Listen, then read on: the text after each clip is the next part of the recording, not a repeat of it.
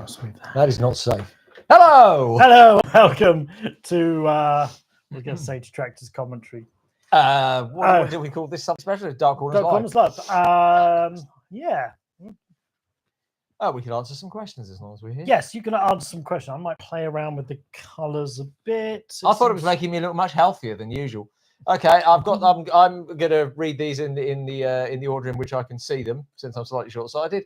Thoughts on the latest video from those devilishly witty and helpful, handsome chaps over at Bright Corners.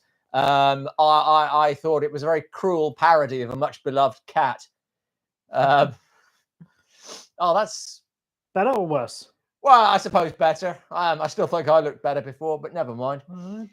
Gina Lola Brigida or Maureen O'Hara as Esmeralda, which do you prefer? I've actually never seen the Anthony Quinn film, so I will go with Maureen O'Hara by default. But obviously, Patsy Ruth Miller for choice. Which Frankenstein monster could do a Shakespeare play the best? Well, if his singing and dancing is anything like his Shakespeare, then I'd have to say Peter Boyle from Young Frankenstein. That's my decision. Why am I doing this in this order? I WhatsApped you actual questions. Yeah, well, they're here on the screen. I can't. These are the Patreon questions. I know, my phone's upstairs. Oh, right. Okay. I assumed that you'd have access to them as well. Oh, okay, right. So these come straight from the Patreon. So obviously we'll start with yes. Okay. So I myself, I get more squeamish with age as it comes to violence in movies, especially realistic violence. How do you feel about that? I don't know I don't think I get more with age, but I've always been very, very squeamish. I think probably I get less bothered by it with age just because of Dark Corners. I've seen a lot more the extremely gory, the badly done gore stuff, I suppose, for the most part. But I'm still for realistic violence, then no, I've never been any good at it, still not. I'd say coming straight out of seeing 28 years later, I'm shocked by what passes as a 15 now. You've never sounded older. But there's what these kids are watching. Well, compared to obviously we've looked at video nasties that were bad. And now what is in a 15 film is so much worse than a lot of those films. I mean, I've never seen so much dong in a mainstream film. There is zombie dong everywhere in that film. That's what it should have been called. It should have been called Zombie Dong. 28 dongs later. That's the porn version most likely coming. And then there was a shark film recently as well that I saw that again had like a sort of torturous element to it, and again was a 15. So it makes me wonder what. I'm not even seeing that many 18 rated films in the cinema full stop. So it makes me wonder what you've got to do to get an 18 certificate now. But I suppose there's so much more money in it now for that particular dollar. Then people are working a lot harder not to. I think the caveat still applies that if it's a big budget film, they're able to squeeze more out of their rating than a independent film. Have a harder time, which I think has always been an issue. There's a movie called documentary. This film's not yet rated, which sort of looks at how independent films seem to be really penalized. For their content, where mainstream films are not. We've got more Patreon ones. Okay, all right. No. Give them full answers. Okay, have either of you seen movies by Laurie Brewster? I've never seen any. He's the guy who is sort of like trying to resurrect Amicus, and he talks a big talk. I'll be interested to see what happens if he actually puts a film out. Okay. They do seem to now be in production on a sort of sword and sorcery one, so we'll see. Okay, and then you've got John Gore. Amicus is not really known for. You've got John Gore over at Hammer trying to resurrect Hammer. He seems to have put his money where his mouth is a bit more, that he's releasing especially things, with even the old archive, stuff. The releases have been fantastic. Yeah, we're doing a review of Quatermass, which should be out on Friday. Yeah, a mutual friend of ours is in one of the Amicus ones, John Hansler. Yeah. Oh, cool. I like John. And obviously the other film that they did was the one with the Dr. Jekyll, Mr. Hyde one. Yes, the Eddie Izzard one. Which I think didn't do very well and disappeared from cinemas quickly. So, yes. Overall, what do you think of 21st remakes, reboots of classic Universal monsters? I'm not opposed to them. If I was, I wouldn't have done all these wonderful books. That, if anything, you fully endorse the idea. I fully endorse the concept. Unfortunately, I don't think so far they've done a particularly good job. I think that goes on to say, do you think if Del Toro's Frankenstein is successful, it could launch a new wave of classic imagination? I think if it's successful, you won't be able to stop it from launching a bunch of other films because they desperately want to. They want to be able to franchise something. Whether or not that's a good thing, I really don't know. Obviously, I'm really hoping that Del Toro's Frankenstein will be brilliant. I'm disappointed in the way that it seems to be going straight to Netflix. Hopefully it has a small cinema release window as well. And then we've also got Maggie Gyllenhaal's The Bride. Yes. Yeah. But some of the stills from that look very weird. Right. So, which maybe is also a good thing. It's not going to be stepping on the shoes. Cool. Okay. And how's your book coming on? Which one? Whatever one you're writing at the moment. I'm writing 3 at the moment. I'm assuming this will be the next in the series that I'm desperately trying to pimp over here, which is the Universal Library series, available on all good Amazons. That's I'm still at the outlining stage. I'm hoping to write the bulk of it while I'm cat sitting this year. So we'll see how that goes. Cool. And for me, what's the hardest part of the videos to censor? In all honesty, it's much easier now. What I used to do was barely cover nudity, to just do the absolute minimum. But since YouTube banned one of our channels where we did leave the nudity in, I've gone with a much more over the top of covering everything. And that does make it easier. The hardest thing to cover is topless women on horseback. Okay. Because the jiggles are everywhere. I think there was the golden temple Amazons. Yes, where there was a whole tribe. There was a whole tribe of topless women on horseback, and I foolishly decided to cover each breast individually with different cupcakes. Hard day at the office, and that was a challenge. But now I just stick the big alien head and just cover everything because there was one more question. That it was art horror, yay or nay, and the answer is always I don't care what genre, where it comes from. It's good horror, yay or nay. If the science advisor is in the house, yes. I don't know if he is yet. I haven't seen him. So if he pops up, we've got a question for him. If you are a YouTube member, the science advisor would very much like to see the science advisor emoji. So Laura, slap up a science advisor emoji. Need another name? Maybe not. So. Right. Do you answer the Bright Corners one? I did. Okay. Who's your preferred sympathetic misunderstood monster? There are King Kong or Frankenstein's creation. Oh, I was going broad. You were going broad. Well, I was probably going to come down on one of those. I mean, they're both very good. I suppose King Kong. Oh, what about the Wolfman? It's King Kong or the Frankenstein. Oh, but if you were going broader, I'd probably still go King Kong. Okay. What's a good example of a Lovecraftian horror other than The Thing? I suppose the color out of space is a good example. I mean, to be honest, I don't know a lot about Lovecraftian horror. I know that there's not really very many films that nail it. I think that film's considered to be doing a decent job, even if it's flawed in some ways. How did Robert W. Chambers do cosmic horror as opposed to H.P. Lovecraft? And the same with Thomas Ligotti and HPL and RWC. You're grossly overrating my knowledge on this subject. I can guess some of the acronyms. Can go stop motion. Can go motion, stop motion be more accurate than CGI? No. What do you mean accurate? I guess movement wise, no. I mean, if it's if it's bad CGI and good stop motion, yes, I think it can be more accurate to a character. It just depends what you mean by accurate. Yeah, I don't know.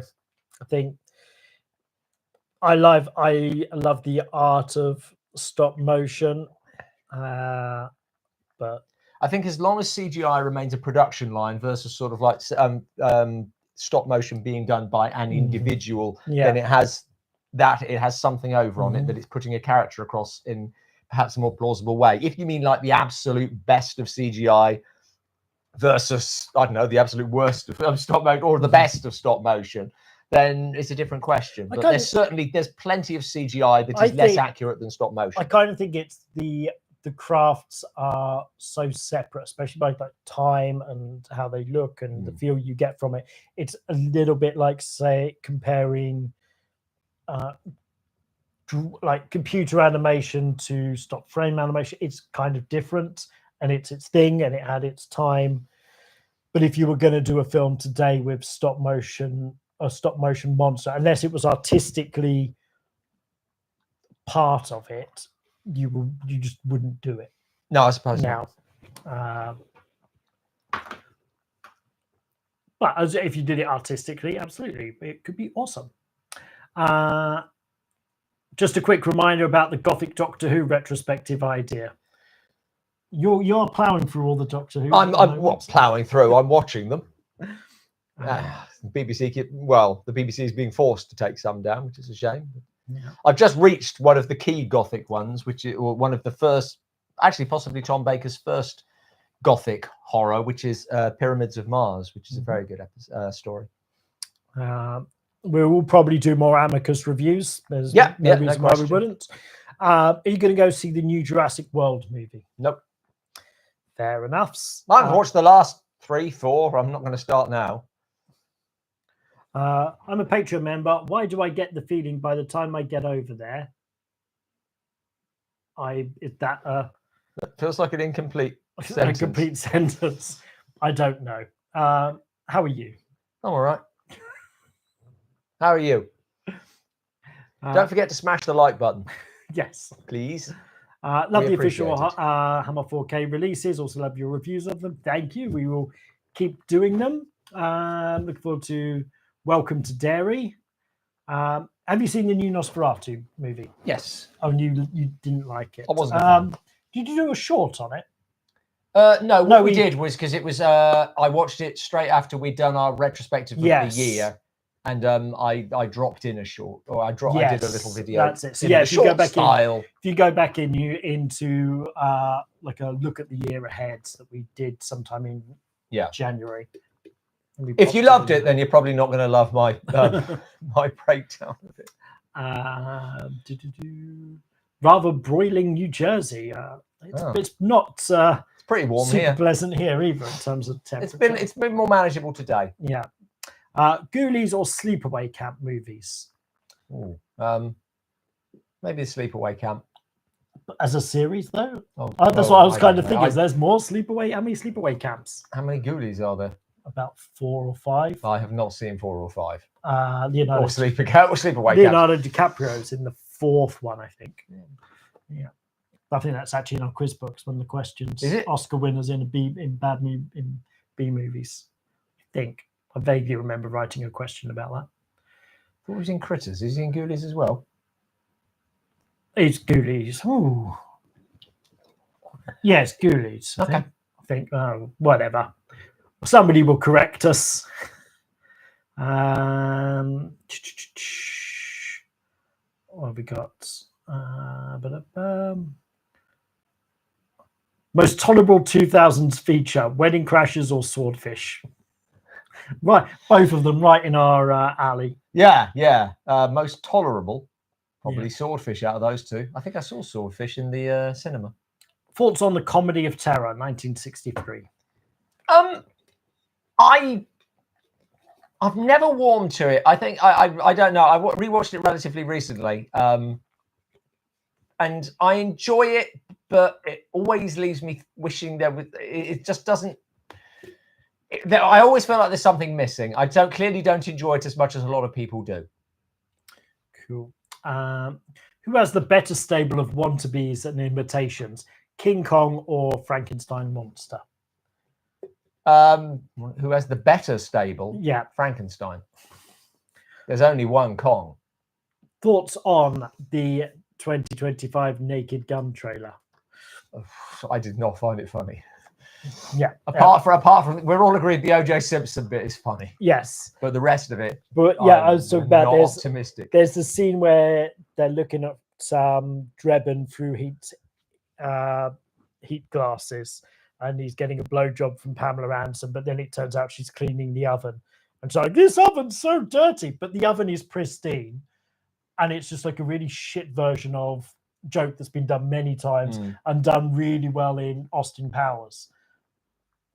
And when you're doing a trailer for a film, generally you're putting the best gags in there. Yeah. That's concerning. That if that's the best that you've got, might be in trouble. I don't think it was ever a good idea. I just think Leslie Nielsen just sort of embodied that. Yeah, and I think that Liam Neeson can do this deadpan comedy really well. Like, I want to see him in a comedy. And maybe an original one. Maybe if he'd done an original one, rather than one that's tailored for somebody else specifically. I also wonder if that sort of comedy's had its day. I know there's something in that. I mean, we did review of Hundreds of Beavers recently, which is just gag, and really successful. And done so much simpler and just very inventive gags. Yes, yeah. So go watch that instead. Any opinions on the planned live-action adaptation of Care Bears? No.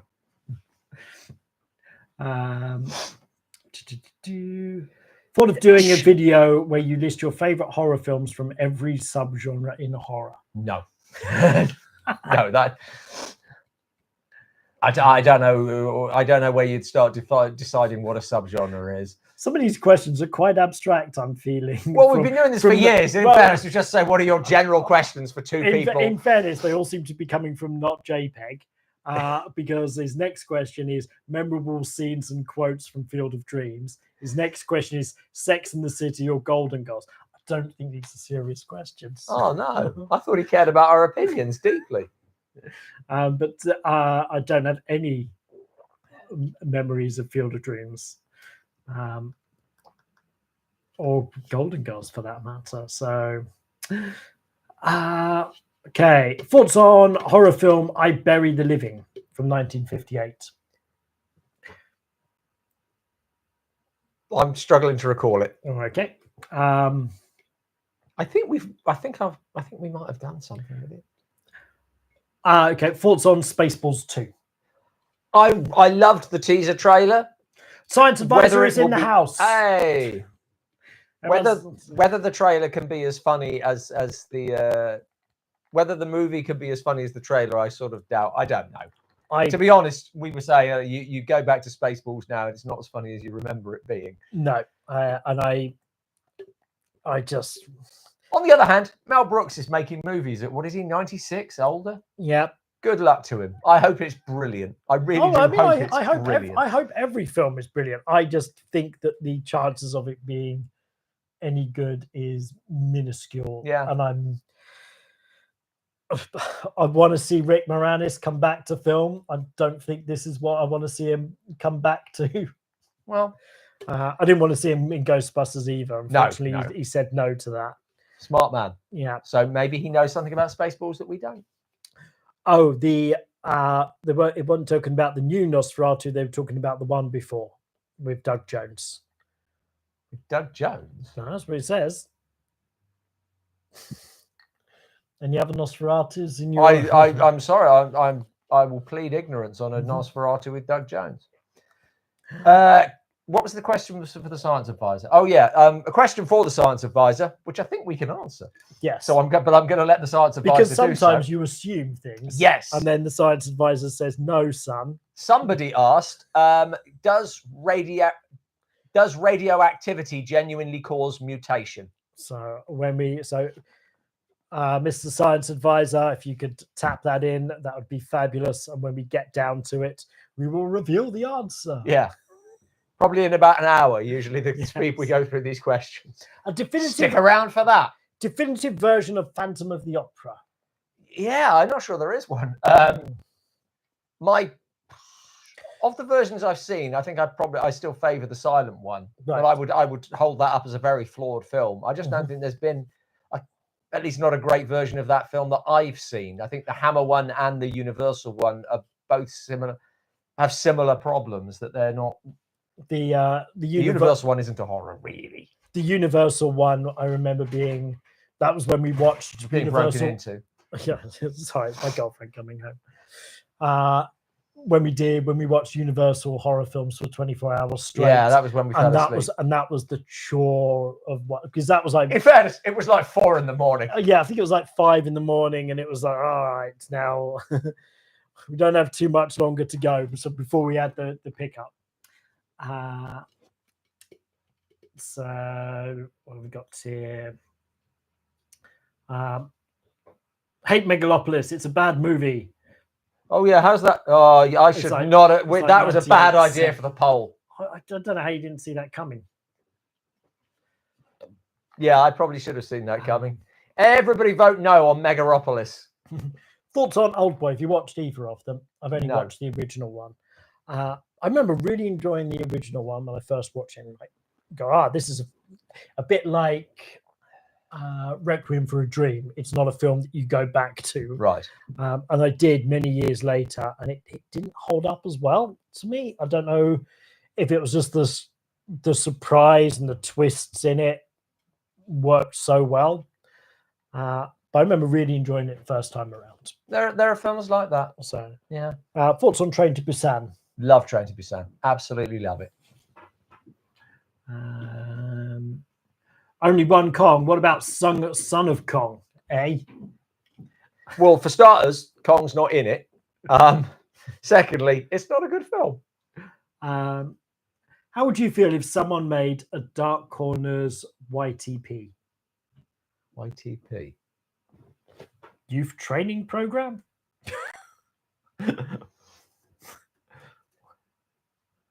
YouTube Poop? YouTube Parody? Could be. Well, somebody already has. Yeah, someone already has, apparently. So, not worth doing. I don't know. Let's know exactly what YTP is. We're not down with the lingo of the kids. It's true.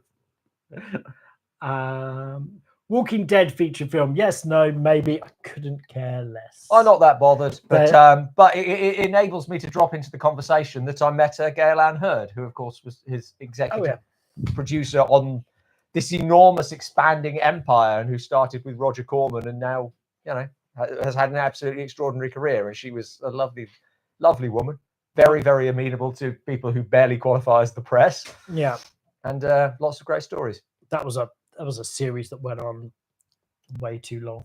I mean, it's a vast universe of series, and still going, and she's still sort of like in control of it. And I think like many, I tried staying into it through, even though when I was like hate watching it, and I watched the first series and thought it's not for me. The first series is probably the only one worth watching. Wow. Battlestar Galactica, past or present? I've preferred the present one. Or, well, is it? I mean, can we call it present? I preferred the more recent one. J Mama, $2 to ask the question: favorite Basil Rathbone movie? Gosh, maybe The Adventures of Robin Hood. Possible double bill: Barbarella and Modesty Blase. Maybe. Oh, for us to review. Yeah. Oh, okay. No, I suppose. Like Barbarella's weird. I've not ever put it forward because I guess it's a comedy in itself. Yeah, it wouldn't do for a bad movie review. That always sort of works. It's tough. Yeah, it sort of fits more alongside Danger Diabolik, but I think Danger Diabolik's a better film. Yeah. Your thoughts on the Doctor Who ending where Billie Piper appeared?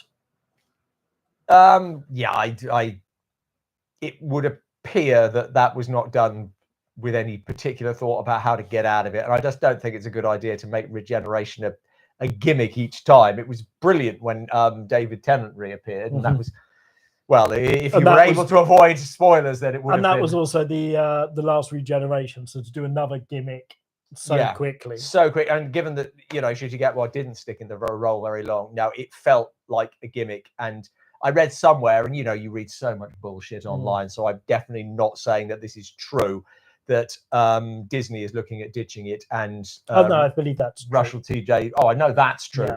But that was the Russell T. Davies put that in there as like a big cliffhanger thing that would need to be explained as a way of trying to urge them into sticking with it. Which, if he did, if that's his reason, then I think it backfired horribly. But it may just be fans making up bullshit, like I said. Yes. Anyway, I'm not happy with that as an ending, unless you know, if you've got like a brilliant story to come off of that, great. But there has not been any evidence of that.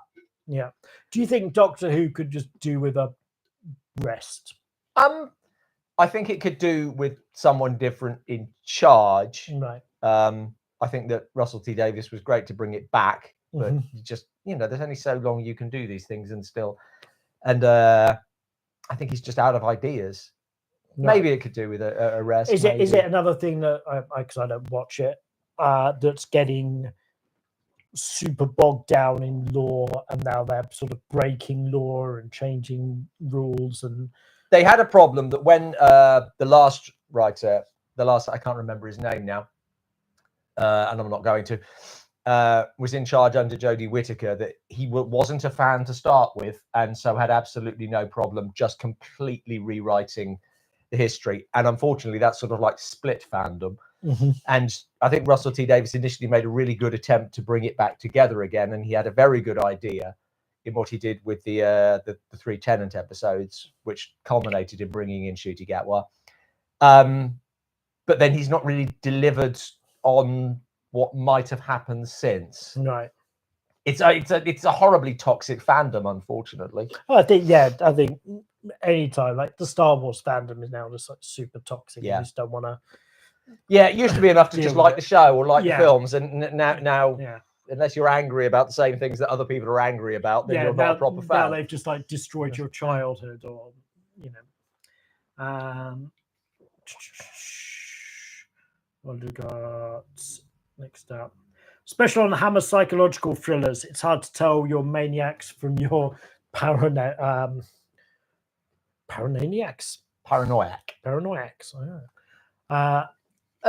It's kind of, I'm kind of a bit stumped with Hammer because we don't know what they're releasing. Yes, this is the problem. So because we were planning to do Quatermass this year, and then they've come out with just currently the Quatermass and shortly Quatermass 2, the most definitive collection of information. It's like, well, we can't really add anything to that conversation. There's so much there. Yeah, we sort of work better with, you know, it's quite hard researching something that, like, we've got a special coming out about the pre-code Warner Brothers horrors in color. That's harder to research because there's less out there about it. So it feels like we're filling a niche, and that seems to be where we work best. So what we do with Hammer in the future, we will have to see. Yeah. I mean, we've covered an awful lot anyway. Yeah. But I think if anything, we'd do streaming reviews, or actually with those ones, I'm sure they're going to put them on DVD. So we'll probably wait till they're released and do a review then. Yeah. Oh, Science Advisor has responded. Oh, yes, radioactivity does cause mutations. Yeah, that's great news because it means we were right when we earlier. It does, doesn't it? Yeah. So there you go. Your questions for the Science Advisor answered live, or about 20 minutes later, because will we review some Argento or Fulci movies? Which I guess we've done some Fulci. We have done. I don't think we've done anything by Dario Argento. We probably should do some of the ones that you can stream. Yeah, but it falls into our Giallo blind spot. Yeah, but I think you can just review a film. Right. I wouldn't do a special about them, but I think just to say I'm watching this as a film, I enjoy this as a film. Yeah. I think the only problem with doing those ones is I think that the people who will watch a review of Suspiria or whatever are people who've already watched it and already have an opinion. I'm certainly not going to tell them anything they don't already know. Yeah. So it's an exercise in box ticking. Yeah.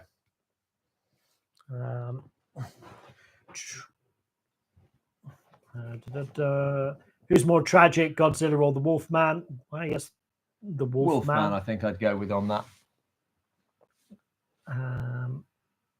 But lots of people are disappointed the science advisor didn't say no. The answer was yes. YouTube poop. It was YouTube poop. I don't feel great about being YouTube poop, but there you go. You are what you are. Anybody have the Jaws franchise on 4K Steelbook? No.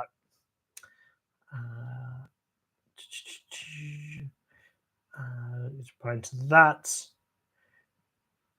Do you think Curse of the Werewolf would have got a pile of sequels if Christopher Lee had starred in it, like Dracula, Frankenstein, and The Mummy? Christopher Lee's not right for that role. No, and I don't think that the problem was who starred in it. I mean, Oliver Reed is a magnetic on-screen presence. Nobody could fault his performance. And he has sort of a werewolfiness about him. Yeah, I think it was more that people just didn't really respond to the film. And it was knocked about a lot in its development. And it's a Hammer film that wants to be longer. It really invites a sort of more epic scope, because by the time he becomes the Wolfman, the film's damn near over. The science advisor has replied, sorry, this time the answer is yes.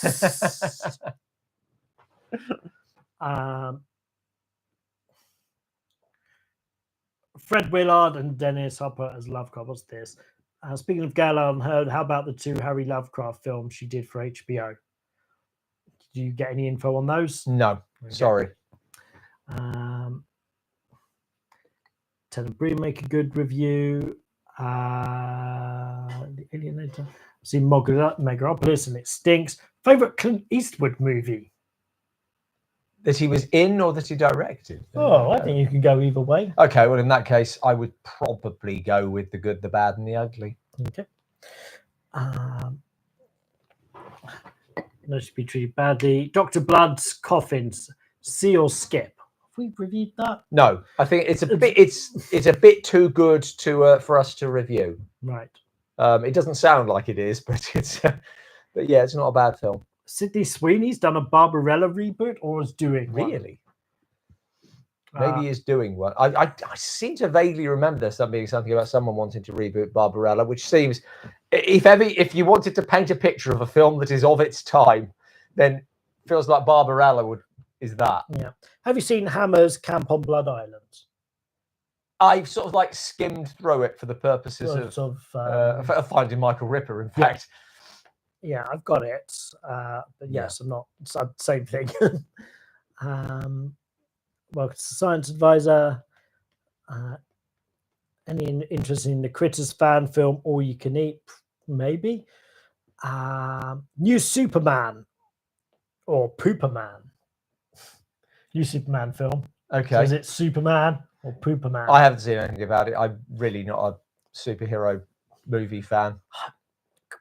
I'm quietly optimistic because it's James Gunn, and I think he's successfully landed each one of those 3 Guardians films. Second one's a bit shonky. No, I mean, but compared to other films, I think it's better. Yeah, but you say that, but compared to other films, it's worse. Yeah, that is true. You make a very valid point there. So, yeah, I hope he's bringing something to it that's unique. I like that it seems a bit more optimistic. I like that it's blue, not dark blue. It's not gritty Superman. It's super Superman. It's interesting that they pulled in the John Williams score for the trailer. They know how to pander. But that's that. How do you like that? It's so Superman. Yeah. Like, you can't improve on it, really. Yeah. So, yeah, quietly optimistic. Okay. Would you ever appear on the Critical Drinkers show? No, not generally a fan of him. I don't know if you've ever watched any of his stuff. I think he just wants to bitch about everything all the time, and fine. And there's videos of his that initially I liked, but then it just gets tiresome. And what I do like about Robin is he won't go and watch something if he doesn't think he's going to like it. and that's it. It's true, which is why I'm very disturbed by the Megaropolis poll. But it's really refreshing. Is he doesn't care that the last Star Wars film was shit because he's never gonna watch it, so he doesn't let it bother him. And that goes for a lot of things where I feel that the critical drinker, it's just that's his brand of that sort of outrage of these things. Go, if you don't like it, don't watch it. It is easier. Though you don't need to spend that much of your time doing it. Yeah, brilliant. I've managed to write off laziness as in a sort of a moral way. But it's not laziness. It's why would you legitimately give your time to something? It is. It always comes out. There's a limited amount of time you've got, and there are some great films that if you spent all day, every day watching movies for the rest of your life, you wouldn't see all the great films. So why waste your time on ones that you know you're not going to enjoy? Yeah, that's always my. But then that's it. He's like he will do my it. My reason is I get paid for some of them. Yeah, he will do it, and he'll criticize it. But the whole reason he's doing it is because of that's how he makes a living. And in that space, fine, do what you want to do, but it doesn't particularly interest me. I mean, we do review bad movies. That is part of what we do.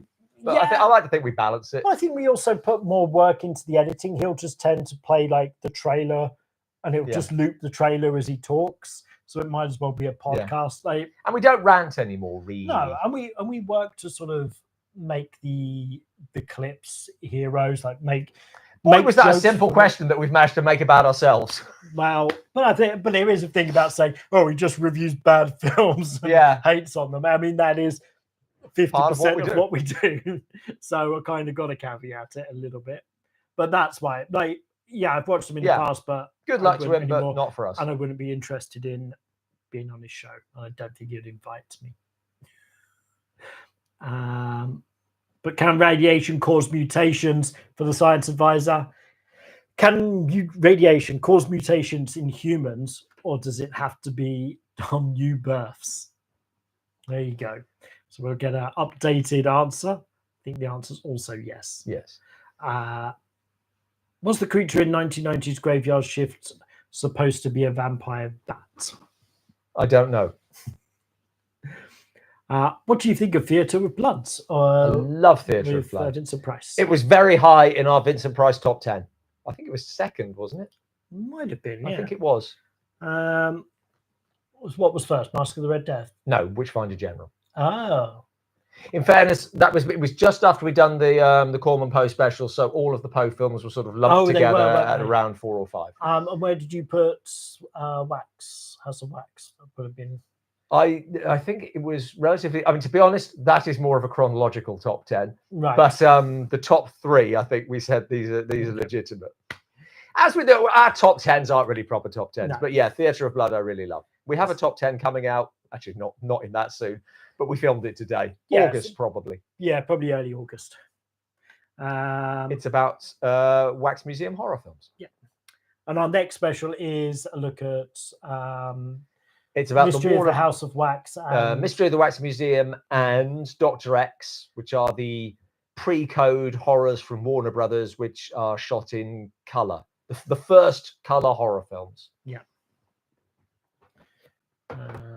Technically the first color horror features, but it becomes clumsy to say. There's always like a sort of weird caveats like that. Like someone will still comment. Because they'll go, there's that sequence in Phantom of the Opera that's in color. Well, there are shorts that are in color right back to the 1900s and before even.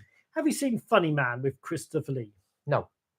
Me neither. Sorry. Thank you very much for the $10 dues, Colleen. Thoughts on Italian horror comedy Del Morte del Mora? I'll be honest, my main thought is that's been on my to-watch list on BFI Player for a very long time, and I've not seen it. The Warriors, film or video game? Is that what is it? I don't know what the video game is. Which do you prefer? And which Warriors? Are we talking about the... I suspect the... Come Out to Play. Oh. Warrior. Come out to play. Okay, we'll say or film. The Antonio Banderas one. Is that what you were thinking? No, I think I might be thinking of the wrong film. We need more information. No. It's video or video. It's film or video game. Film. Any plan to add Gilman to your Universal library? Well, no. We've had some problems with Universal recently. You may have noticed. So we're not doing to your Universal. Oh, to my Universal library? No, just doesn't. He's not a gothic horror character. It doesn't really fit in. Yeah.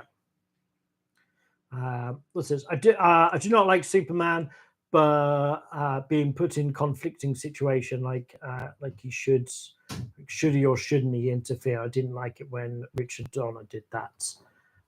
Okay. How could the Buffy reboot from Hulu be successful? I suppose it depends on your definition of successful. With in terms of financial, with the curator not probably behaving himself.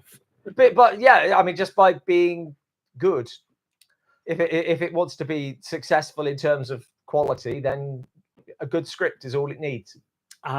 Any Paul Naschy films you want to discuss this year? Well, funny you should mention it. We're recording a Paul Naschy review tomorrow for the Hunchback of the Morgue. Yes, and I'm sure it might be the last one this year, but maybe we'll see. It's not impossible. I want to find a more fun one to do. Hunchback of the Morgue was a bit downbeat. I was just thinking about in the title when we were talking about it. I don't think I've ever seen Paul Naschy smile. He smiles like I'm sure in that one film. But for someone who was constantly bedding beautiful European he can make it look very much like a chore. He really should smile. Yeah, I've never seen someone so depressed. Is Horror Rises from the Tomb the one where they go to his house to shoot? Yeah, I think we decided that. Yeah. Right. Haven't seen any reviews about the life of Chuck. I don't know. I've seen some good word of mouth on it. Okay. You don't want to see Funny Man, says Colleen, and she will know because she is a Christopher Lee aficionado of the highest degree. Science advisors respond. Mutations can occur in existing humans, but the effect is likely to be small unless they die, I guess. It is correct that mutations can be serious in newborns. Oh. Do you like Talking Tina or Chucky better? What's Talking Tina? Don't know. Sorry. Chucky. Favorite book you'd like to see made into a movie? Well, may as well start at the start. I can't find the start. Yeah, there it is. This one. A Mummy's Quest by who's this by? Ruben Blales. Cool. Sounds good. Yeah, and if it goes well, then there's more to follow. Gorgonite, not a JPEG. Would you ever review Threads? This film seems to be coming up a lot. Maybe we should. Yeah, that seems to have sort of appeared in the zeitgeist. Yeah, well, it was on BBC 4. Okay. And I think maybe people are getting a little bit angsty. Doesn't feel like the right one to do now. Yeah. Not necessarily as entertaining. Twilight Zone episode with Telly Savalas via Talking Doll. Is that who Talking Tina was? Right, cool. Have we reached the end of the trail? All right. We're keeping up to date. Finishing early this evening. It'll be a relief. We've got a lot to do tomorrow. We do have a lot to do tomorrow. Yeah, Fred's a really brutal movie. I'd like to do. There's the what's the BBC one with the nuclear disaster? Is that not Threads? Is it Threads? From the 60s? I don't think it was from the 60s. Threads. Yeah, no, it was War Games. Thank you, Roger. Yeah, that was sort of shown once, and then I was like, oh, this is a bit, this is a bit much for people to cope with. There are a few, like definitely the Raymond resonate. Briggs one as well, which is again. Is that the When the Wind Blows? Yeah, I remember getting that book from the library and going, oh, that's not nice. But yeah, my dad sort of mentioned War Games to me, so it really sort of stuck with him. I remember Especially because I think quite a lot of it's set in Kent and where we live. There did seem to be a little glut of them. Yeah. Your room is looking very dark and sinister. Black behind you. It's actually green. It's actually the green screen. Yeah, the settings on this are. I'm slowly vanishing into it. I'm just a face now. Yeah, I should stick another light behind it. I should spend more time trying to light these live streams, but had like half an hour beforehand to sit here and say, "Yeah, we're doing really well." Yes, and then I went off and made a drink. Chucky v Leprechaun v N Freegan. Who wins? I think Chucky's probably the most immortal. He's been through the most, so okay, I'd go with that. I don't think stomach threads. Have you watched any Gaspar Noé? No, I don't think I would like. I think it's Gaspar Noé, but no, it doesn't. Never strikes me as my sort of thing. 2003 Hulk movie, a Universal monster movie with Marvel. What is that a question? Yes, a question. Yeah, because what was the question? So the Ang Lee Hulk film, yes, was released by Universal. Yeah. So does that make it a Universal monster? Well, I suppose literally, you wouldn't have him meeting Frank. I wouldn't have him meeting Frankenstein anyway. I like the Ang Lee film. Yeah. War Games was banned till the 80s. Another one produced by Gail Ann Hurd.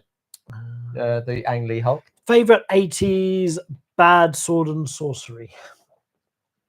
Favorite one. God, we've done so many. I don't know if I have a favorite. Ator is always amusing, I suppose. You got any thoughts on that? I was just thinking. I was trying to think. Maybe like Barbarian Queen. I remember that being having good action in it. Okay. I think I was thinking of Warrior Queen. Less. Barbarian Queen was good. Yeah. Warrior Queen was the one with Sybil Danning in the Roman one. That was not good. Favorite Nigel Neal's work? Oh well, Nigel Neal.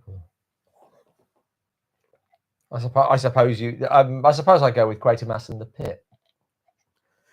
Do you like the Waxworks films with Zach Galligan? I wasn't a huge fan, if I'm honest. I think Which one is that? That's the comedy. Oh, okay. The very weirdly gory comedy. Right. There's Waxwork and then Waxwork 2 Lost in Time. Right. And they do appear in our upcoming top 10. I got worried there. That's not a lot of Waxwork film we put in there. No, it's definitely there. I like the image of David Warner as the Waxwork Willy Wonka. And I like some of the ideas in it. I found the balance of comedy and really bloody stuff to be off. Mm-hmm. But other people seem to really enjoy them. So what the hell? Well, so Zach Galligan made more than just Gremlins then. Yeah. Still playing a teenager. I'm not sure how old he was when he made this film. You know how he was supposed to be, how Gremlins was originally written is that he was a teen, right? Like much younger, and that's why his best friend is Corey Feldman. Right.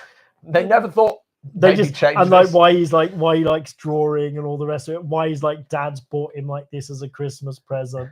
Like there's so much of it they just didn't bother changing. They just give him a job in a bank to sort of age him up. But if you look at the rest of it, it's so blatantly that it's supposed to be a couple of 13-year-old kids.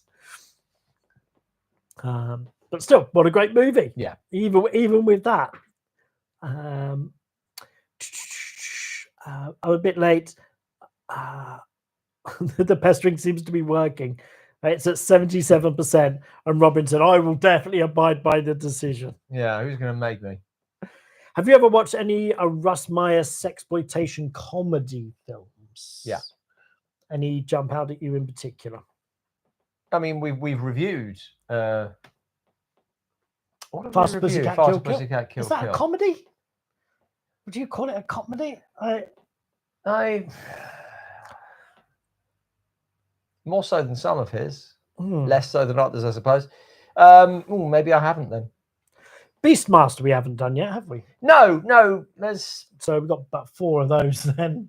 They're not quite so bad, to be honest. Or at least the first one I did watch and thought, not sure. Okay. It's not as funny. There are worse, that's for sure. James Capio is currently watching Quaidan, one of your and that's one we've not reviewed. Film. Yeah. No. And it is streaming. Yeah. But we've got quite a list of we're not of so we're a lot of DVDs, Blu-rays to review. Yeah, so what we've got coming up, we've got Quatermass this week, Whale God next week, Throne of Blood. And then the next batch might be coming through. I don't know. Yeah, well, hopefully we get some more coming in. But then we've also got Ran coming up and Hidden Fortress. Lots to do. So yeah, lots of Dark Horse streaming isn't streaming very much at the moment. Lots of physical media stuff at the moment coming through, which is really good. Thoughts on Christopher Lee and Rasputin the Mad Monk? I think Christopher Lee's excellent in it. I think the film itself is. I think Hammer maybe took on too much with that. I get very thrown by his like pink silk blouse that he's wearing. Okay. Of all the things to throw you off in that film, not the fact that it's clearly all the same sets and cast as Dracula, Prince of Darkness. Prince of Darkness. So yes, we have seen Quaidan. Sword and Sorcery movies, great. Also recommend Hawk the Slayer. We've reviewed that. You can check that out. That's one that actually people get upset about. Yeah. Lots of good comments on. I've actually started not calling reviews bad movies reviews anymore because people get upset when you say something's bad, and B, they're not reviews. So it's sort of like, here's the film. Can we call the Megaopolis one a bad movie review? Because it's clearly going to bloody happen now. I should never have agreed to this. Oh, it definitely is. And by agreed, I mean suggested. It definitely is. Come on, vote it down. Yes. How do I not remember the Auntie Wow scene? I don't know. Auntie Wow? See, it's not ringing any bell. Is that the whole question? Yes, but it's referring to something else, and I don't know what. Okay. Auntie Wow. That might get filled in later. Flesh Gordon. There was one in the video store that I remember as a kid. Oh, what's this? This raunchy Flesh Gordon film. I doubt that's streaming anyway. Ever seen The Sadist, 1963? Joe Dante's favorite film, I believe. I have not seen it. No. Captain Kronos will make a great TV horror fantasy series. Netflix, come on. How do you feel about that? Now, Captain Kronos as a TV series or film series? I prefer it as a film series. I think it would get repetitive if it was a TV series. And, like a Monster of the Week kind of thing. Yeah, or if there's big sort of like arcing things, then I think it stops being fun somehow. I'm not sure it's one I'd trust Netflix with. See, this is the problem with you putting the question in there. Colleen, I've never heard of Megaopolis, but I must hear Robin's review. Like, people don't care what the film is. Yeah, could have put anything there. Yeah. Should have worded it, should we not review Megaopolis? Because people just click on yes. Vote it down. People want an I'll Bring My Bloodhounds Along t-shirt. I don't know quite what the image is for it. It's not that, like, the image of it isn't very iconic. It's just a funny line. Maybe just the words. Would we ever review Suburban Sasquatch? My memory of that is like essentially a Michael J. Murphy film, but in America. Like, it's that sort of level of video. Well, quality. We keep doing Michael J. Murphy, so it's not impossible. No, but it might be one that's. Is it tongue in cheek? No, the title makes it seem like it should be. I think it's. Do you remember we did that vampire one from Canada? Ava, Vampire Hunter. Oh God! Like I think it's kind of like that. In that kind sort of thing. That kind of vein. No.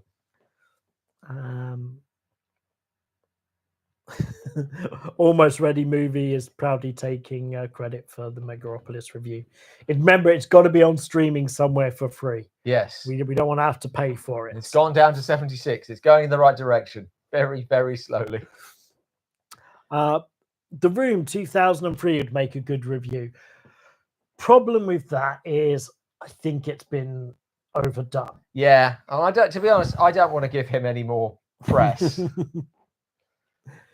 So that's kind of where I'm sort of stuck at. Like it probably is worth doing, but I think you'll just be treading on so much of Yeah, I don't think you ground just as say, other oh, people the have done. acting is so bad. And you're like, yeah, everybody knows it. There was a whole movie about it. Same as we were saying about that film from the box set that Mystery Science Theatre did as the movie. Yeah. That it's like it's really difficult to do something that's been so done and come up with like original stuff. Metal Unicorn, actually, thank you for introducing me to Michael J. Murphy. I've become morbidly fascinated by him.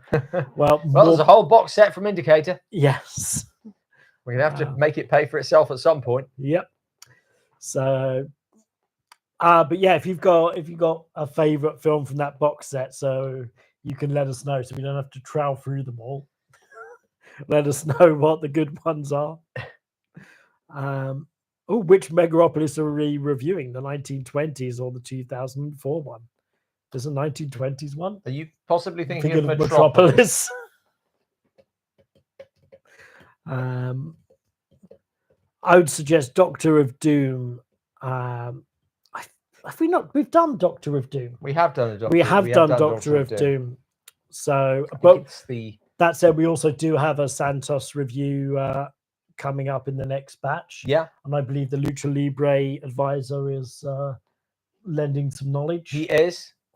The Doctor of Doom, if I remember rightly, is the first one with Gloria Venus and Golden Ruby. Is it? Is it not? I thought it was. Well, it's a colour one, so I don't... Oh, is it? Okay. Oh, no, I can't. But you know what? They bleed into one. Anyway, all I was going to say was we're going to do another one of those ones at some point as well. As we said, like it seems that the art of doing a Santos movie or a Ruby movie is Rennie Cardona had like a glass of ideas and then he'd pull out 3 of them and that's how you'd get the movie. So it'd be like Mummy. Yeah. What else would it be? Mystical amulets and shitload of wrestling scenes. There's a lot of those. That's a given. And then I don't know, spies. And then another one would be Mad Doctor. Yeah. I think ownership of magical amulet determined by wrestling matches is one that we've seen at least twice. Yes, definitely more than once. Fellows, have you reviewed The Haunting 1963? No, we've not. But it's definitely one we could do for streaming if it's streaming somewhere. I've forgotten who is that. Robert Wise? I think it is. Have you ever reviewed Blazing Saddles? We have not, and I don't think we would. But no, it's not really our. Maybe Young Frankenstein. Young Frankenstein, but Blazing Saddles just isn't our area really. It's a very funny film. We came very close to doing Young Frankenstein when Gene Hackman died, because we were looking for a film of his to review. He was obviously ended up doing nothing. No, we did. We reviewed that Western. Did we? Yeah. Yeah. Yeah. Oh, like I got my genes confused. Oh, I see. Yeah. I thought there's no way we've done one with a. Oh, Gene. Yeah. Yes. You can't remember his surname either. Yes, the other Gene. Yeah. Wilder. Gene Wilder. Yeah. Yeah. No, we did indeed. Yeah. You go the Western one. That's Blazing Saddles. I was confused. I like to see you do Ennis Men. Ennis Men. Ennis Men. That would be interesting, I suppose. Very, very different to what we usually do. Mm-hmm. Yeah. What do you think is the greatest film of the 1920s? Sunrise. Ah, yes, of course. You've got to get Hasselhoff's Nick Fury and Dolph Lundgren's Punisher. Yeah, we need to build out our like Avengers. We haven't done any our of those low budget for ages. Avengers ones. I suppose nobody, to be honest, people didn't really watch the superhero ones we did when we used to sort of like put out one of the old superhero ones to coincide with one of the new superhero ones. But I mean, for various reasons, like the fact that they just kept on putting out new ones, and no one really seemed to watch the old ones. So I don't know. But maybe that's true. The Hunting Party was the Gene Hackman one we reviewed. I love it how the audience remembers the reviews better than us. I mean, we've only done 600. Oh, it's got to be more than that. At least 700 bad ones, and then we've been doing the good ones for 5 years. So the other day I looked at the sort of the main playlist. That was on 666 number of videos, so didn't stay there long, obviously. But so 666 bad movie reviews. Yeah, and I think we've put out over 1,000 videos on the channel. Oh yeah, easily. And then you throw in all of the Patreon exclusive and YouTube membership stuff, which I'll just throw that in there now. As what do you get as a patron and YouTube member? You get a weekly video about this year. It's about all of Boris Karloff's horror films. You get early access to reviews. Generally. You get detractors commentary, which is like further thoughts on the bad movie of the week from Graham and I. Those are usually about 15 minutes long. What else do you get? Oh, if you're at like the top level, then you get to pick a bad movie for us to review. It's a great package. Loads of great content there. I mean, that's pretty much it. I mean, even at the lowest level, you get like the bonus video of like, let's say this year Karloff, but you also get the archive of Hitchcock. You get 52 videos about Alfred Hitchcock, 52 videos about silent film, 50 about Kurosawa, 50 about Roger Corman, and you're getting 50 about Boris Karloff. So, because a few years in, I decided, you know what, I'd like to take a couple of weeks off. Metropolis, would we do a video on that? Yes, I think we probably would. It's another one that's been very, very much covered. So I think we'd rather do obscure ones, or there's a sort of a good sweet spot where people have heard of the title, but people haven't done that. There aren't so many videos out there about it already, so we sort of like hit that with stuff like The Man Who Laughs. We'd really quite like to do that again. It's kind of interesting because we're entering this era of AI slop, where we sort of toyed around with it just to see what the ChatGPT would give us if you got it to brainstorm a video idea, and there was interesting stuff in there, but also something that was some major errors. It wasn't even a major error. It was like, this might be true. It was about an actor who worked with Todd Browning. And it's like, they were at the studio at the same time, but we couldn't find any information that they had worked together. And then when you push ChatGPT to provide a source, it's like, oh, I don't have anything. And it was weirdly, it actually it seemed like it was becoming defensive. Which is just me imposing emotions onto it, because we kept pushing it for more details, and then went, have you got a source for this? And it was like, no. And that's like the concerning thing with AI slop that people are going to be putting out, is you'll get AI to write it, probably AI to voice it, not really do any editing, and this stuff will just be everywhere. And so to kind of counter that, we have to make sure that what we do is well authored, and well researched, because and I worry more about that now, as even when we were doing the AI, you can see that the AI is going into YouTube videos and pulling out information from there. And so we've made the mistake of saying that Carl Lemley's daughter, his niece was in Dracula and Spanish Dracula, because it's an IMDb fact, and we put it in a video, thinking we had another source for it. But but when we looked into it, we couldn't find it. Turns out it probably isn't true, but now our video's out there.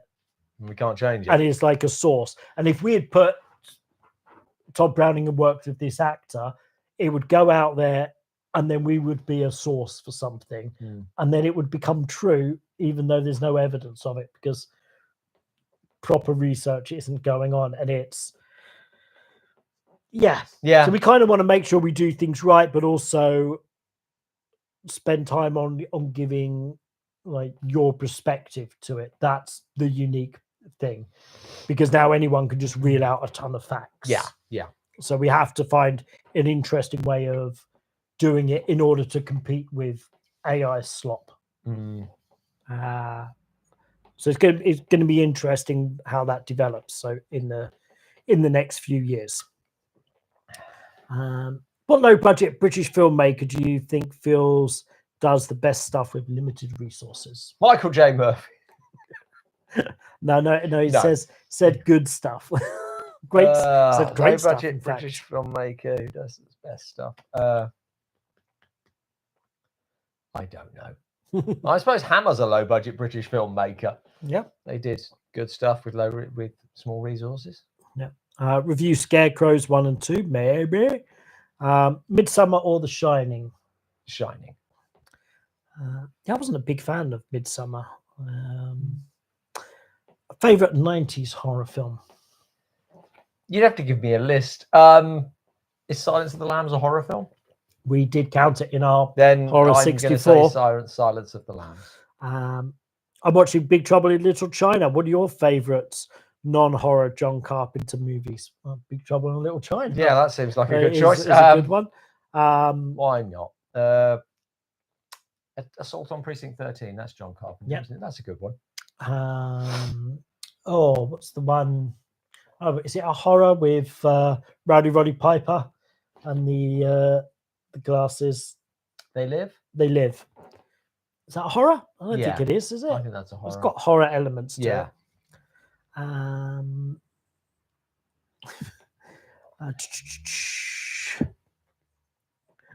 After you vote, you can go back to the club.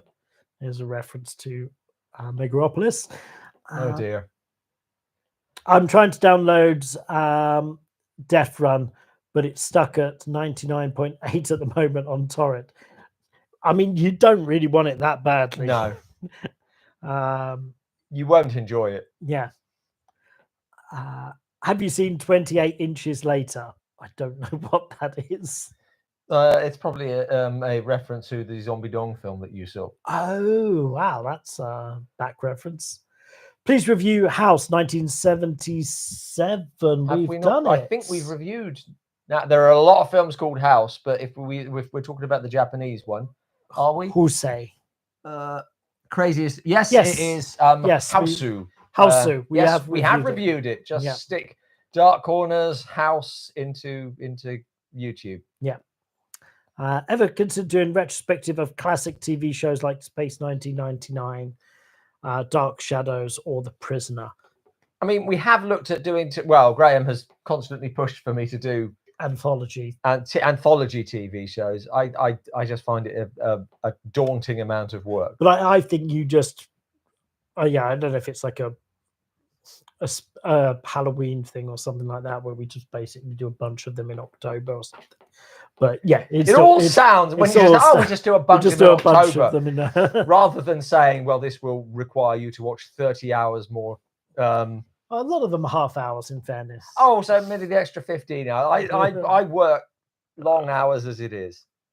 I watched Hundreds of Beavers with my partner recently, and it was the hardest I've laughed in a long time. Thank you for the recommendation. You're welcome. You're welcome. Yeah, I saw it in the cinema, and I thought Robin would like it, and you were reluctant. I was very reluctant. I thought it looked awful. Yeah, and it's kind of what you have got a caveat is go, just go almost a bit like One Cut of the Dead. It's like just go with it. One Cut of the Dead is like you've got to watch past a certain point. Yeah, well, I think Hundreds of Beavers quite early on into it, you're like, all right, this isn't this isn't quite the film that I thought it was going to be. Yeah, it's not. It's obviously it's not. It's low budget. But Yes. It's not. It's not. Look, it's funny because it's cheap. Yes. I hate those films. Yeah. It's funny because we've done it shit. And it's they've crafted it to look unique. Yes. It doesn't look. It does look cheap, but it doesn't. If you know. Well, what as I mean. I said, the when I saw it at the cinema and it had the actor there, and he talked about how some people went, "Oh, it's really good how you made all the effects look really cheap and naff." And it's like, well, that's actually the best that we could do. Yeah. like, and that's legitimately it. Sometimes people do shit effects, and they go, "Oh, let's make it a gag," and then we don't have to try. But although I mean they're not bad. Like they're all well done. No, they rather than saying making a virtue of it looking cheap, they've just chosen an aesthetic that happens to be cheap, as it were. Yes. They were forced into it, but and it still costs more than I think it's still like 100,000 or something. Yeah, I mean, cheap is relative. Yeah, I mean, you could make Michael J. Murphy's entire filmography 5 times over for that sort of money. It is. I was thinking about it. Probably cost more to remaster all those films than they ever cost to make. God, and Liam Willis. I ended up ordering Michael J. Murphy box set on sale price, partly due to your reviews. I don't think you were watching the reviews closely enough. Tell you that it wasn't. Which high-profile director would you like to make a horror movie in IMAX? I don't know. Guillermo del Toro. That's good.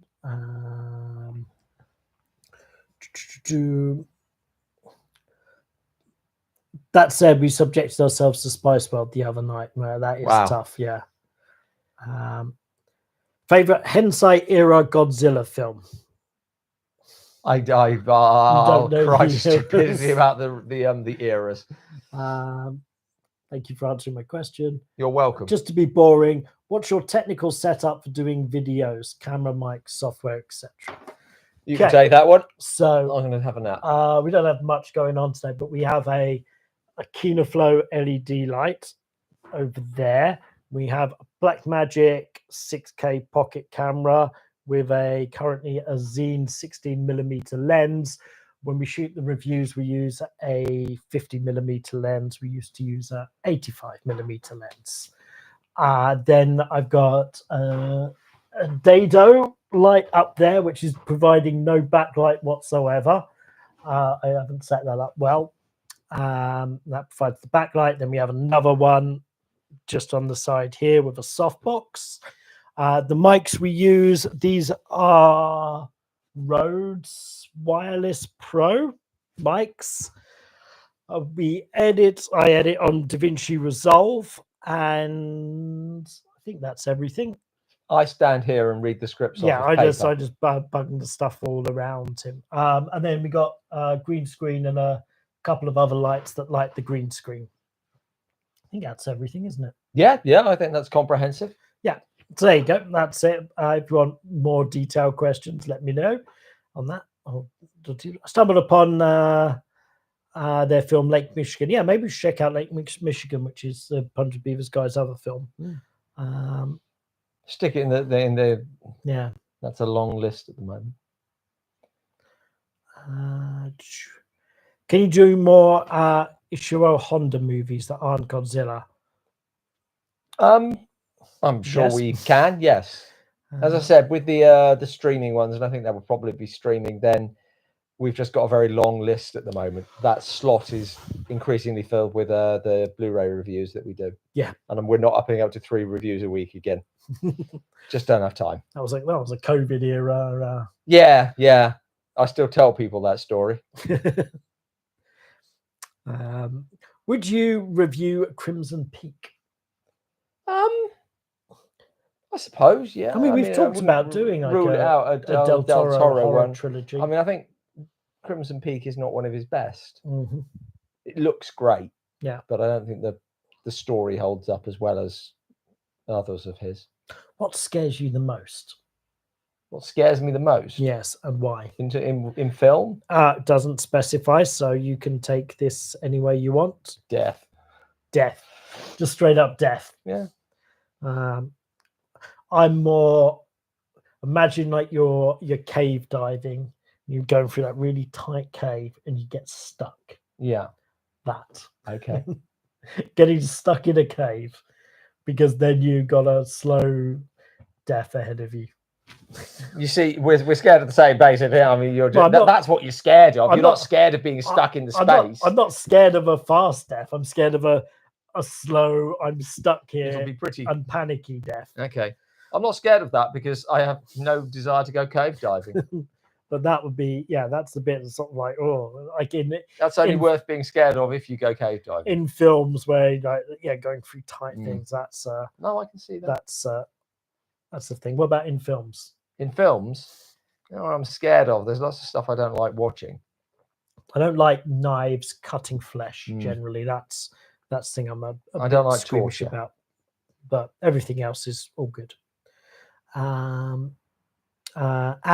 have you ever made a film?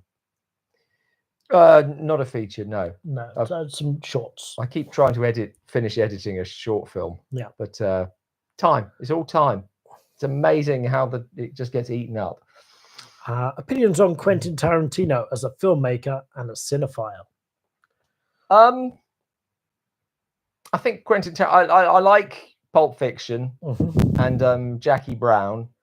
I'm not a big fan of much of the rest of his body of work. I think he's become a little bit of he just seems to sort of like, rather than doing stuff that those films, especially Reservoir Dogs, not Reservoir Dogs, Pulp Fiction, it felt like this is his vision.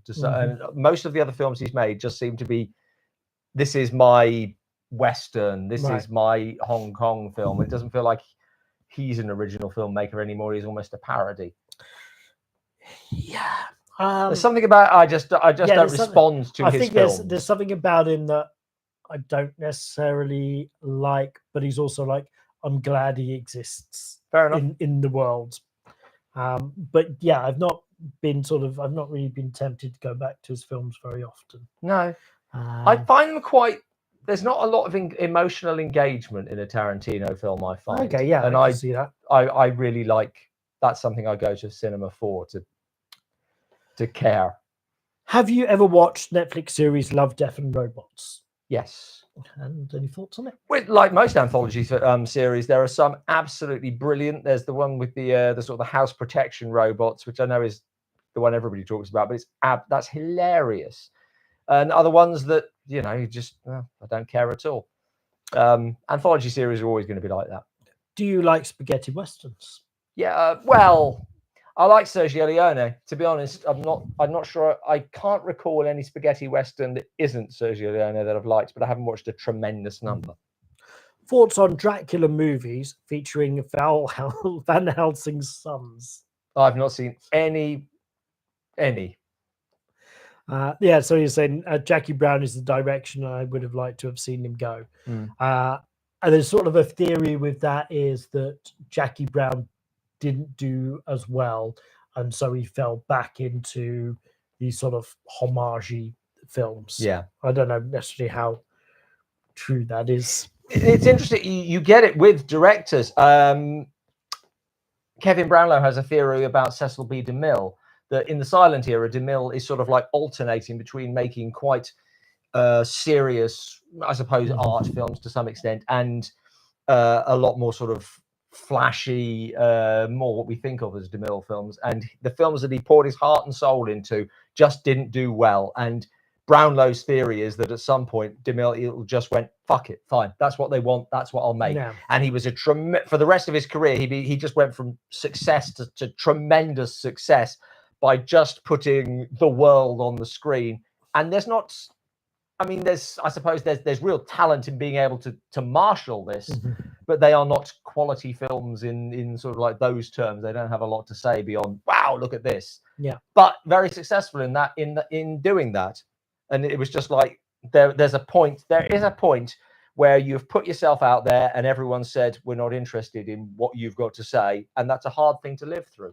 I think it's one reason that it can be that writers, directors, actors as well probably sometimes hold off of giving everything, because if you've given everything and the public doesn't like it, then what have you got left? It's disheartening. Yeah. Yeah, I think I know the answer to this one, but would you review the Human Centipede films? No. I was at the review of Human Centipede that made me laugh was there was a show in America called Tosh 2.0, and he spent like the half hour of the show just retelling the plot of the Human Centipede, and it was really funny. I don't know if that's online somewhere. Tosh 2.0 doing just explaining the plot of the first film. The second film gets like really bad, and then the third feel like a sequel was demanded. And then the third one is just a over the top parody. Right. So he's gone a different angle with each one of the films. Early Clive Barker goes pretty cheap, but good. Underworld's a perfect example. Then Rawhead Rex, which we've reviewed, had a slightly higher budget. Yes. What's the better film, Hidden Fortress or Throne of Blood? Throne of Blood. For what reason? Hidden Fortress is tremendous fun. Yeah. Throne of Blood is just a masterpiece. And it's hard to. I enjoy Hidden Fortress very much. Yeah. But I don't think I think about it afterwards. Okay. What's your favorite Kurosawa? My favorite is probably Yojimbo. I would say that Ikiru or Seven Samurai is his best, but Yojimbo is the one I go back to and back to and back to. Right. I just enjoy it. And no matter, I used to watch it like once a year. Now it's probably only every 2 years or so. But every time I watch it, is this as good as I remember it being? And every time it manages to blow me away. I just think it's a film that is properly enjoyable and entertaining film, but also just a great piece of filmmaking. When we were watching it, everything. When we were watching it, I think maybe For the last time we extras, were down, we watched it for the but just like how we just got like sucked into it. It's like straight away. You can't not. Yeah, so yeah, I'm really glad that we got these 4Ks coming out of these films. So, which is great, and they all look like fabulous. Yeah, which is great. Director who stuck with black and white longer than virtually anybody else at that level. How do you feel about Dreams? Yeah, let's go Dreams first. Dreams. Again, it's an anthology. Some of the segments work better than others. As a whole, it's not one of my favorites. I don't think it quite succeeds. And Ran? Ran is a masterpiece. Yeah. Again, Ran's just a great film.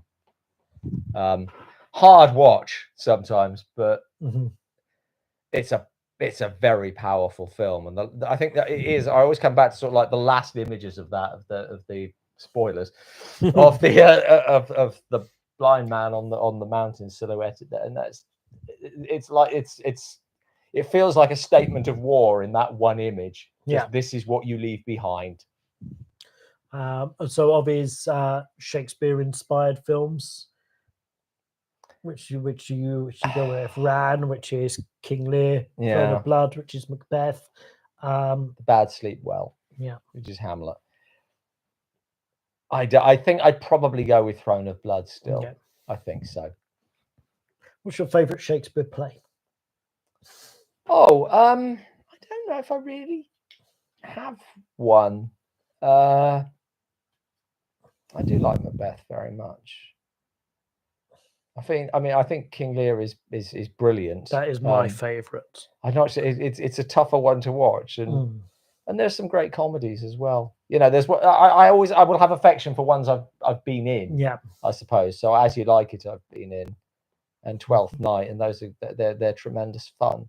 Yeah. So sometimes it's just like your memories of how you saw them. I saw a really, really bad version of King Lear on stage. I've seen ones I've disagreed with the interpretation, but I've seen King Lear with Nigel Hawthorne. I've seen King Lear with Ian McKellen. Was the Hawthorne one when he was doing it in sort of Japanese costume? Yes. Yeah. Yep, I saw that in Stratford. Yeah, I saw it with Ian McKellen, and I saw it with Alf Garnett. And I just remember in that one he got naked. So I was like, oh, there you go. There's Alf Garnett's dong. Stick him in 28 years later. Yeah, and I've seen like a couple of other versions. So I was like, yeah, very interested in like different interpretations of King Lear. So yeah, that was our Shakespeare thing. Favorite non-Kurosawa samurai film? Ikiru. Cool. Oh wait, what was the question? Favorite non-Kurosawa samurai film? Right. I read it as non-samurai Kurosawa film. Oh right. Favorite does Kwaidan count as a samurai film? I mean, some of the segments do have samurai in them.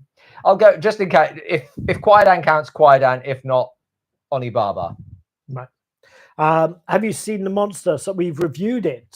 Go check The Monster 1925 with. Oh right, Trainor. yes, yeah, we've reviewed it, Laura. Go check it out. There's 2 Winnie the Pooh, Blood and Honey movies. Money is the reason. Would you review? We wouldn't review them because they're too modern and they're shit. Yeah, I think I wouldn't want to give them, even if we were ripping the shit out of them, I wouldn't want to give them the oxygen of press, just in case we'd introduce them to anybody who might see them on the behalf of the review. And I'd rather they just didn't exist. You know, everybody has the right to go out and make whatever films they want, but I'd still rather those ones didn't exist. Yeah. So they're lazy. I hate that yeah, more than I the think fact it's lazy. that, yeah. Never mind what they're doing to Winnie the Pooh. They're just lazy. Yeah. Thoughts on what Cecil B. DeMille would have done if he had made oh god, what was that? A version of When Worlds Collide. I think it would have been spectacular.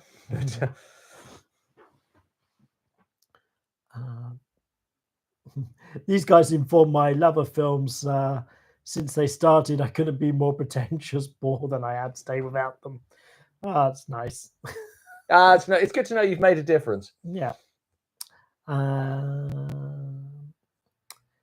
Have you seen Fiennes Coriolanus?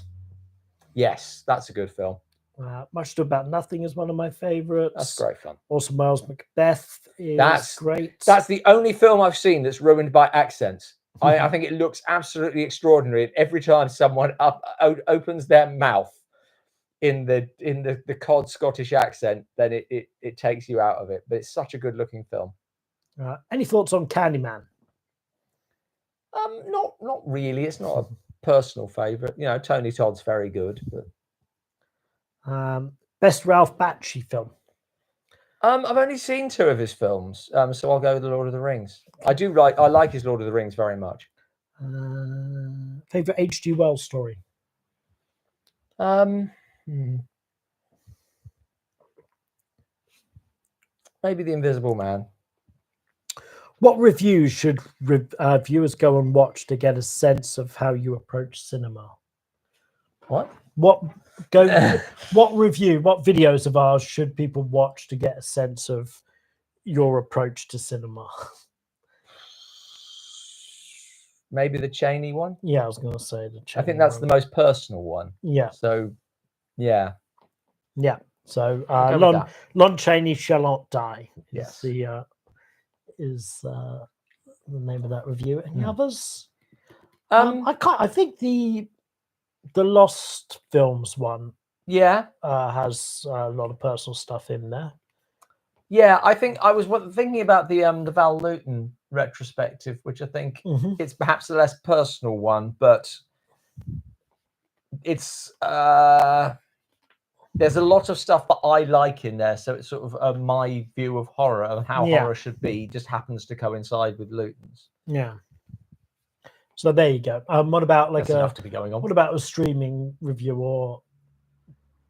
or physical media review? I mean, a streaming review, I suppose. Then something that one of the ones that I did just because I'm passionate about it was Your Name, the anime one. Oh yes. So I think that one, just because that's not necessarily something that we normally do, but I really love that film. Okay. And a bad movie review? I don't know if there's a bad movie review that covers my personal philosophy of film. I mean, however many 700 in. Where do you start? I seem to remember when we did The Black Sleep as like our 100th review. Many years ago. Yeah, I seem to remember that one finishing by saying, you know what, it's bad, but it's our kind of bad. Right. So, and I think so maybe that would. God, Black Sleep. Yeah. That was a while back. Oh, that was like an Avengers Assemble of horror stars. Yeah, I'll tell you what's weird. Odd, possibly the reason it's in my mind now is that when Quatermass was released in America, it was on a double bill with The Black Sleep. Oh. Very imbalanced double bill. Okay. Favorite James Cagney movie? Oh, possibly Yankee Doodle Dandy. Okay. I think he's fantastic in that. But of the gangster ones, then I suppose White Heat. Or what's the one with the kids? I'll stick with White Heat just because I can't remember the name of the other one. I don't think you've read A Song of Fire and Ice, have you? Or Ice and Fire? Sorry, no. No. So that's your answer there. Favorite Roger Corman film from the post cycle? Favorite? Oh gosh. I guess you've got favorite and best, isn't it? Well, what we did at the end of the video is that, you know, I think that Mask of the Red Death is, I think, probably the best. Mm-hmm. The Raven, I just have such happy associations with, but I think that Fall of the House of Usher is brilliant in a way that none of the other ones are, that it's the most uncompromising in its treatment of Poe. And I think you watch that, and when you actually sit down and look at it and you think there's like 4 people in it, handful of sets, almost no plot. It's just about the degeneration of these people, and it's compelling. Yeah, I think that's brilliant. So, you know, those 3. Who would play Dick Tracy in Dick Tracy 2, and what would you call it? I think contractually it still has to be Warren Beatty until he gives it up. Okay, in that case, it's called Old Dick Tracy. So basically, he's got like first refusal on any Dick Tracy thing, and he did. I think it was during COVID. He did a sort of Dick Tracy online film of like him on a Zoom call. I think just to maintain the control of it. So yeah, so when he dies, there's going to be a sudden flurry of Dick Tracy films. Then? Maybe. It's gonna be interesting as we're entering all of this stuff of copyright-free things. I don't know what the next big sort of branded thing is that's going to be. I don't know. That's going to be ripe for the pickings. Okay. Would you review The Dark Corner starring Lucille Ball? Feels like we ought to. It feels like we would have already if it was something that suited us. Yes. Yeah, because on Patreon we do a review every year with the word dark or the word corner in the title. Yes. Turns out there's not many films with the word corner in the title. Not many. They've all got dark in them. Yeah. So if there's ever a film that's got dark in the title and you're wondering why it's not on the channel, it's probably on Patreon somewhere. I believe there is a Popeye coming out.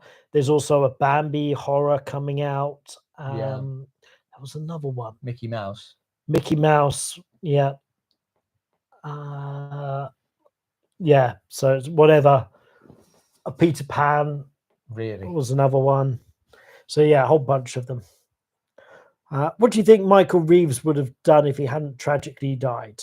I think that the next film that he was gearing up for, the title of which is currently eluding me, is so different to Witchfinder General and so different to what you'd expect from him. I think his career would have gone in a completely unexpected direction.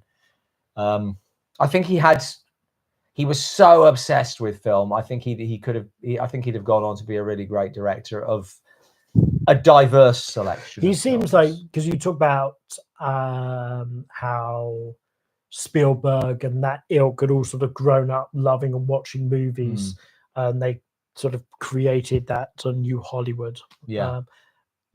And he's like a decade or more before that sort of thing. When's that? Yeah. When's Richard the General? 63, something like that. It's early 60s. Yeah. So yeah, Michael Reeves was essentially somebody like that who was like obsessed with film and would study it. He would storyboard films and that he'd seen. He would say how he would have done things differently. That's it. So he was like, including writing to directors and telling them how they should have done it. Yes. I mean, he was arrogant son of a bitch. Yeah. But I think it would have been really interesting to see his next film. It was interesting with you've got the witch dunking thing in what's the one he did before? Oh, is it She Beast? She Beast. But you could see that he'd picked that up from that one he did in America, with Christopher Lee in it. Oh, the in Italy. More or less the same, the same sort of setup and stuff. That he was obviously sort of like inspired by film. I think he developed his voice. So it's a real tragedy for all sorts of reasons. There's 4 Popeye films coming out. Wow.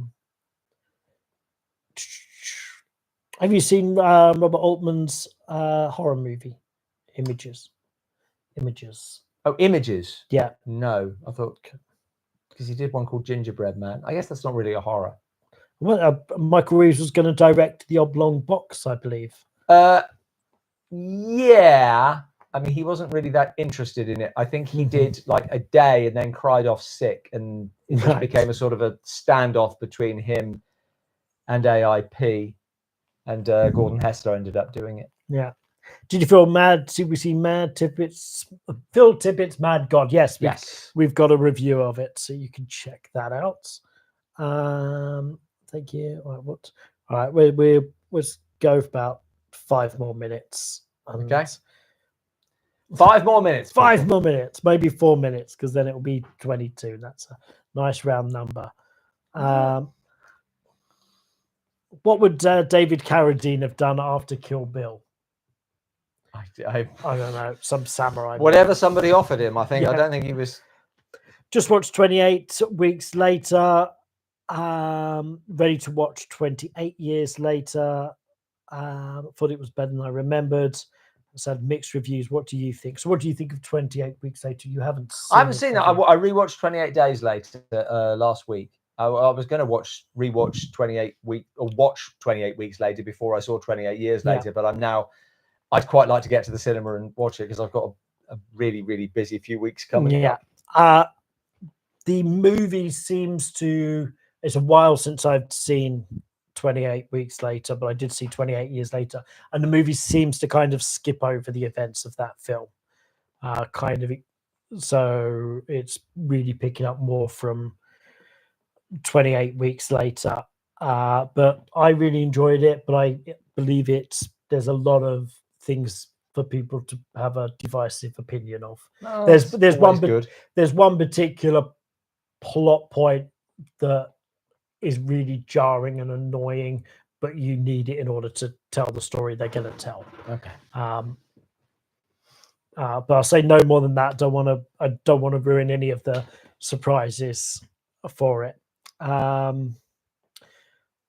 Would you rather be cast in a Winnie the Pooh Blood and Honey sequel or a Neil Breen film? No.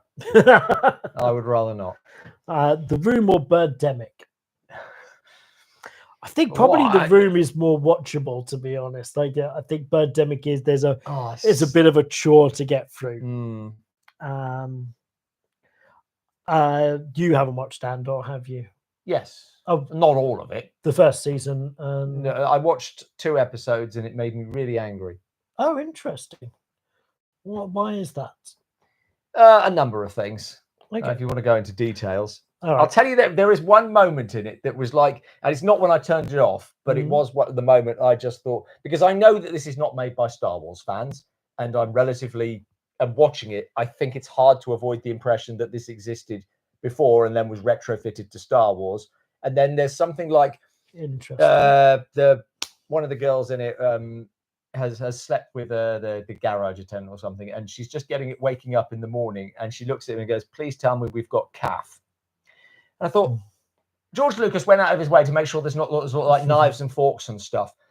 He said, "Oh well, in our original script it said coffee, but we're not allowed coffee." What's something completely alien to? We'll say that there's still this thing that is essentially coffee, and we'll give it such a unique fucking name. You lazy pricks. You know what? I'm sorry that you weren't able to get your script made with any other means than by sticking Star Wars on the front of it. But that's all that's happened. You could have at least had that much more originality. I do not know why anybody would. I don't understand how anyone who has any interest in Star Wars would pretend that this has a connection to Star Wars. It's not Star Wars.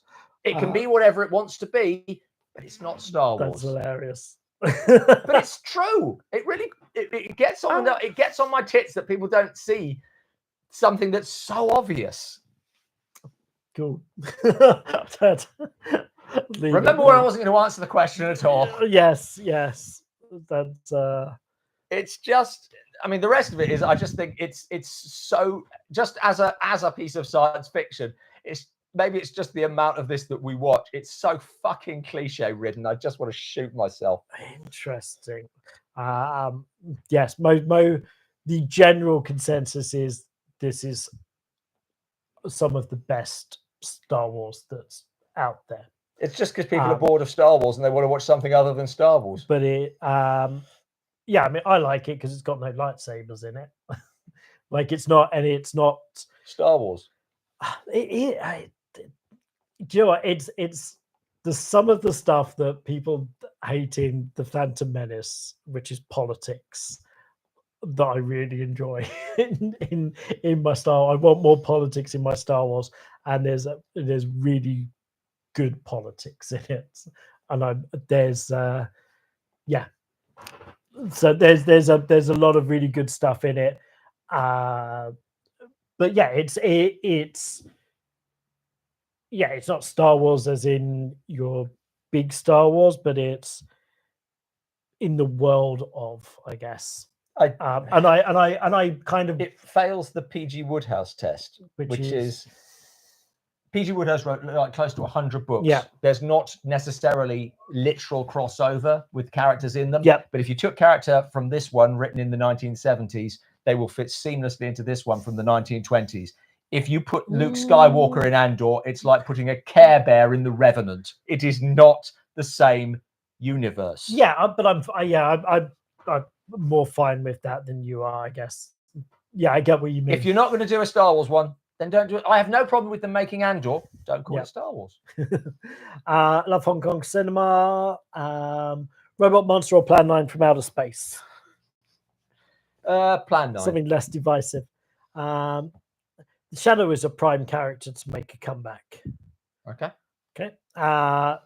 28 Days Later should be titled Main Character Plot Armor. Possibly so. Could have been worse in the original version because Cillian Murphy's, that would be a terrible end. Cillian Murphy's character was supposed to get infected, and then they cured him by swapping out all of his blood and cleaning it. But considering how the other character goes mad from one drop of blood in his eyeball, that seems like something that you couldn't do.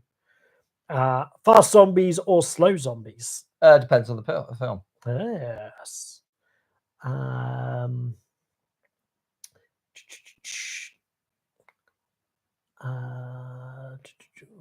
don't know what that's a question. What's your personal favorite? What's your personal favorite review? 700. Usually the last one, but I'll say, is it Bride of the Gorilla? No, that's not it. It's the Ed Wood one. Monster and the Girl? No. Bride of the But you know what I'm Monster. talking about. The one where the one with Spanky, the wife stealing gorilla. Yes. That I'll go with that one. I just think that's funny. Scariest film noir? Scariest film noir. Oh, I don't know. In a Lonely Place. Okay. Black Hole or Return to Oz for accidental horror did by Disney. Return to Oz. Thoughts on Touch of Evil? It's a great film. Complete empathy for Star Wars now, which I also agree with. Like, I don't care that much about Star Wars, but I'm quite happy to watch stuff that's interesting, and a lot of it hasn't grabbed me. Both Star Wars and Star Trek need to be retired. Our world of film, north to south, we're looking. Roger Rabbit was going to be a sequel to Chinatown and the Two Jakes. I don't know if that seems true because Roger Rabbit's based on a book. But there we go. We went on for an extra 5 minutes of Robin's rants. And Nobody's disagreeing with me. no one's disagreeing. Everyone's like, too scared. Everyone's like, awkward. So yes, we will say good night. Yes, we'll probably do this in about 6 weeks-ish or so. Well, we probably like have to have a longer break because it's the summer holidays, and well, we're not taking a holiday. I'm not around for some of it. Yeah, so probably sometime in August. I'm going for my retreat. Yeah.